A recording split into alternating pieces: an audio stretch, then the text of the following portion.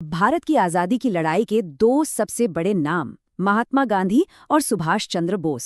सोचिए, मंजिल एक ही थी, भारत को आज़ाद कराना, लेकिन रास्ते एकदम जुदा। तो चलिए आज इन्हीं दो महानायकों के बीच के इस पेचीदा रिश्ते की कहानी को थोड़ा और करीब से समझते हैं। सोचिए, ये शब्द किसने कहे होंगे? किसी और ने नहीं, बल्कि खुद महात्मा गांधी ने। इससे अंदाजा लगाया जा सकता है कि वो सुभाष चंद्र बोस का कितना ज्यादा सम्मान करते थे। वही बोस जो आगे चलकर उनके सबसे बड़े वैचारिक प्रतिद्वंद्वी बनने वाले थे। तो कहानी की शुरुआत में चलते हैं। एक तरफ थे स्थापित नेता गांधी और दूसरी तरफ एक उभरते हुए सितारे बोस, और दोनों का दुश्मन एक ही था, ब्रिटिश राज। देखते हैं कि ये साझेदारी आखिर शुरू कैसे हुई। सुभाष चंद्र बोस की देश के लिए जो लगन थी, वो शुरू से ही बिल्कुल साफ थी। जरा सोचिए, उस जमाने की सबसे प्रतिष्ठित नौकरियों में से एक आईसीएस, उन्होंने उससे ठोकर मार दी। क्यों? सिर्फ इसलिए ताकि वो देश की आज़ादी की लड़ाई में शामिल हो सके। और कांग्रेस में शामिल होते ही वो बहुत तेजी से आगे बढ़े। अब ये देखिए, भले ही दोनों के विचारों में जमीन आसमान का फर्क था, लेकिन एक दूसरे के लिए सम्मान कभी कम नहीं हुआ। जहां एक तरफ बोस ने 1944 में एक रेडियो प्रसारण में गांधी जी को राष्ट्रपिता कहकर संबोधित किया, वहीं दूसरी तरफ गांधी जी ने बोस को देशभक्तों का राजकुमार कहा। मतलब सम्मान पूरा था। और फिर आया साल 1938। ये वो वक्त था जब दोनों का राजनीतिक तालमेल अपने शिखर पर था। खुद गांधी जी के समर्थन से सुभाष चंद्र बोस कांग्रेस के अध्यक्ष चुने गए। उस वक्त तो ऐसा लगा जैसे इन दोनों के रास्ते हमेशा के लिए एक हो गए हैं। लेकिन जैसा अक्सर होता है, जो सतह पर दिख रहा था वो पूरी कहानी नहीं थी। इस आपसी सम्मान के ठीक नीचे आज़ादी की लड़ाई को लेकर बहुत गहरे मतभेद पनप रहे थे। और सबसे बड़ा मतभेद किस बात पर था? आज़ादी पाने के तरीके पर।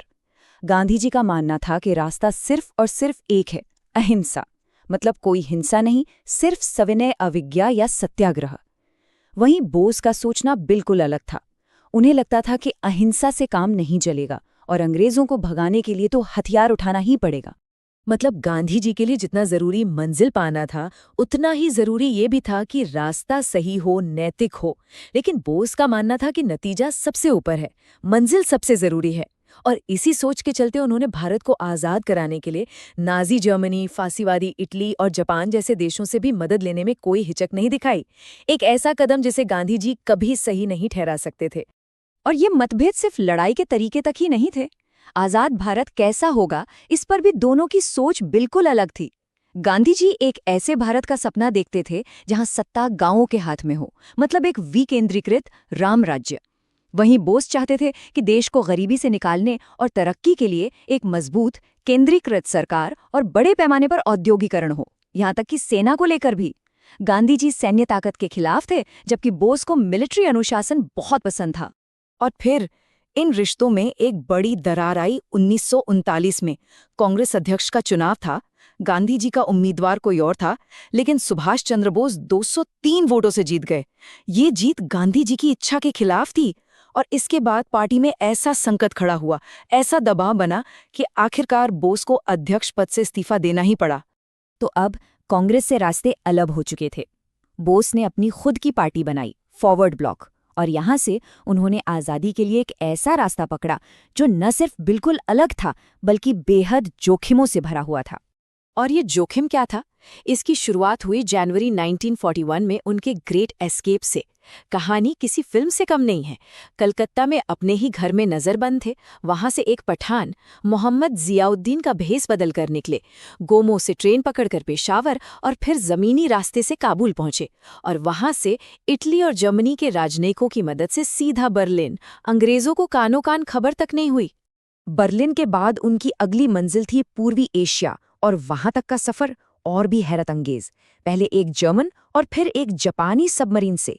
वहां पहुंचकर उन्होंने इंडियन नेशनल आर्मी यानी आईएनए, या जिसे हम आज़ाद हिंद फौज कहते हैं, उसकी कमान संभाली और 21 अक्टूबर 1943 को आज़ाद भारत की अपनी सरकार का ऐलान कर दिया।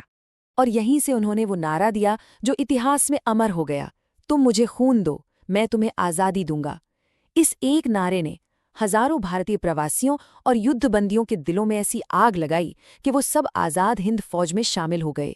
इसके बाद आईएनए ने अपना अभियान शुरू किया। 1943 में अंडमान और निकोबार द्वीपों पर कब्जा करके उनका नाम शहीद और स्वराज रखा गया। फिर 1944 में जापानी सेना के साथ मिलकर इम्फाल और कोहिमा के रास्ते ब्रिटिश भारत पर हमला किया। इसी बीच रंगून रेडियो से बोस ने गांधी जी को राष्ट्रपिता कहकर उनका आशीर्वाद भी मांगा। लेकिन आखिरकार दूसरे विश्व युद्ध का पासा पलटा और आईएनए को बहुत मुश्किल हालात में पीछे हटना पड़ा। तो हाँ, आईएनए का सैन्य अभियान भले ही कामयाब नहीं हो पाया, लेकिन बोस के काम और खासकर उनके रहस्यमयी अंत ने भारत के इतिहास पर एक ऐसी छाप छोड़ी है जो कभी मिट नहीं सकती। और यहीं पर उठता है वो सबसे बड़ा सवाल कि नेताजी का आखिर हुआ क्या? उनके जीवन का जो आखिरी अध्याय है वो आज भी रहस्यों के धुंध में लिपटा हुआ है। ये भारत के इतिहास की सबसे बड़ी पहेलियों में से एक है। इस पर कई अलग अलग बातें कही जाती हैं। जो ऑफिशियल कहानी है वो ये कहती है कि 18 अगस्त 1945 को ताइवान में एक प्लेन क्रैश में उनकी मृत्यु हो गई। लेकिन उनके परिवार के कई लोग ये नहीं मानते थे। उनका मानना था कि वो जिंदा थे और शायद रूस की किसी जेल में बंद थे। बाद में 2005 में बने मुखर्जी कमीशन ने तो यहाँ तक कह दिया कि ताइवान में किसी प्लेन क्रैश का कोई सबूत ही नहीं मिला। हालांकि सरकार ने इस रिपोर्ट को खारिज कर दिया, तो बहस आज भी जारी है।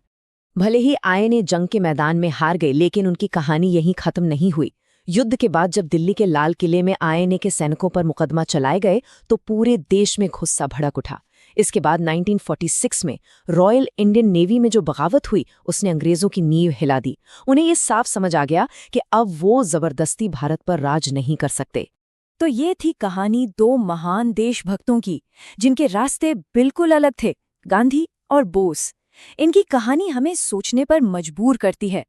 क्या किसी आज़ादी की लड़ाई का कोई एक सही रास्ता होता है, या एक ही मंजिल तक पहुंचने के कई अलग अलग रास्ते भी हो सकते हैं? ये एक ऐसा सवाल है जिसका जवाब शायद इतिहास हमेशा ढूंढता रहेगा।